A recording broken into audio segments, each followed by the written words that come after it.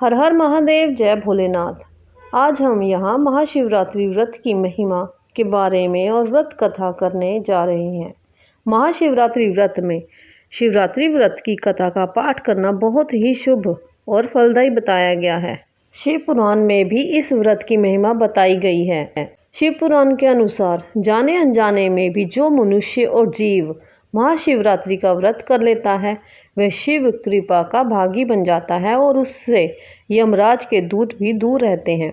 इसलिए महाशिवरात्रि व्रत में शिव भक्तों को महाशिवरात्रि की इस कथा का पाठ जरूर करना चाहिए। पूर्व काल की बात है। चित्रभानु नामक एक शिकारी था।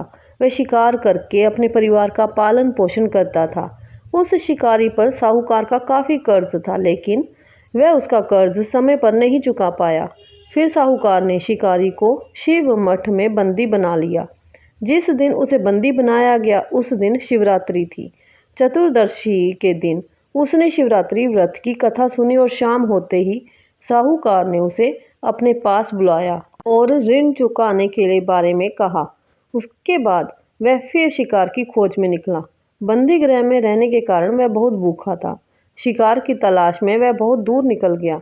अंधेरा होने पर उसने जंगल में ही रात बिताने का फैसला किया और एक पेड़ पर चढ़ गया। उस पेड़ के नीचे शिवलिंग था जो बेलपत्र के पत्तों से ढका हुआ था। शिकारी को उसके बारे में जानकारी नहीं थी। पेड़ पर चढ़ते समय उसने जो टहनियाँ तोड़ी वे शिवलिंग पर गिरती रही। इस तरह से भूखे प्यासे रहकर शिकारी का शिवरात्रि का व्रत हो गया और शिवलिंग पर बेलपत्र भी चढ़ गए। रात के समय एक हिरनी पानी पीने तालाब पर आई। शिकारी जैसे ही उसका शिकार करने जा रहा था कि हिरनी बोली, मैं गर्भवती हूँ, शीघ्र ही प्रसव करूँगी। तुम एक साथ दो जीवों की हत्या करोगे। मैं बच्चे को जन्म देकर तुरंत तुम्हारे सामने आ जाऊंगी, तब मुझे मार लेना। शिकारी ने हिरनी को जाने दिया। इस दौरान अनजाने में कुछ बेलपत्र शिवलिंग पर गिर गए। इस तरह उसने अनजाने में प्रथम प्रहर की पूजा भी संपन्न कर ली। कुछ देर बाद एक हिरनी उधर से निकली।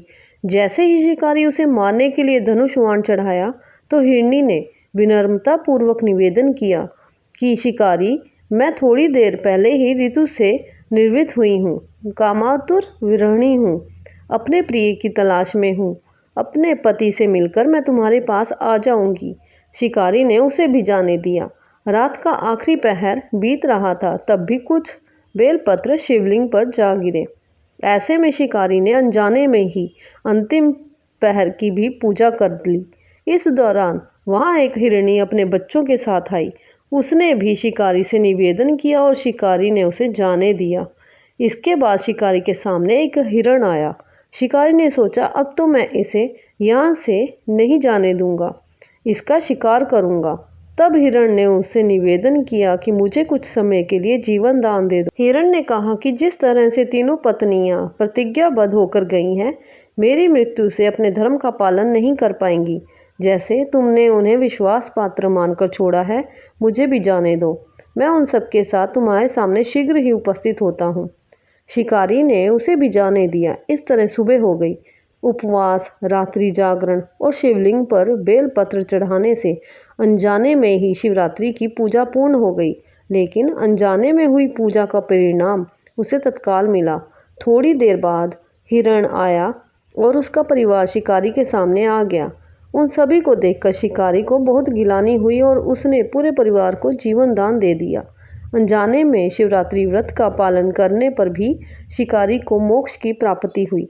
जब मृत्यु काल में यमदूत जीव को ले जाने आए तो शिव गणों ने उन्हें वापस भेज दिया और उसे शिवलोक ले गए। शिवजी की कृपा से चित्रभानु अपने पिछले जन्म को याद रख पाए।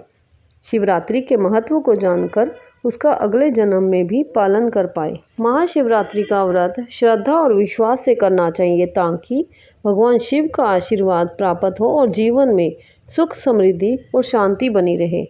महाशिवरात्रि हिंदू धर्म का एक अत्यंत महत्वपूर्ण त्यौहार है जो विशेष रूप से भगवान शिव की पूजा अर्चना के लिए समर्पित होता है।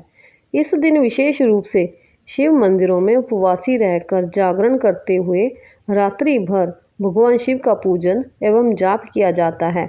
महाशिवरात्रि का व्रत संतान सुख, समृद्धि और मानसिक शांति के लिए किया जाता है। साथ ही कोशिश कीजिए कि सदा ही कुछ अच्छे कर्म करते रहें, कभी भी गलत काम ना करें, क्योंकि हमारे गलत कामों के कारण, कर्मों के कारण हमें दुख भोगना पड़ता है। अच्छे कर्म करते चलें और नाम जाप करते चलें, ताकि भगवान की अपार कृपा और उनका आशीर्वाद हम सब पर बना रहे। हर हर महादेव। जय भोलेनाथ। जय भोलेनाथ।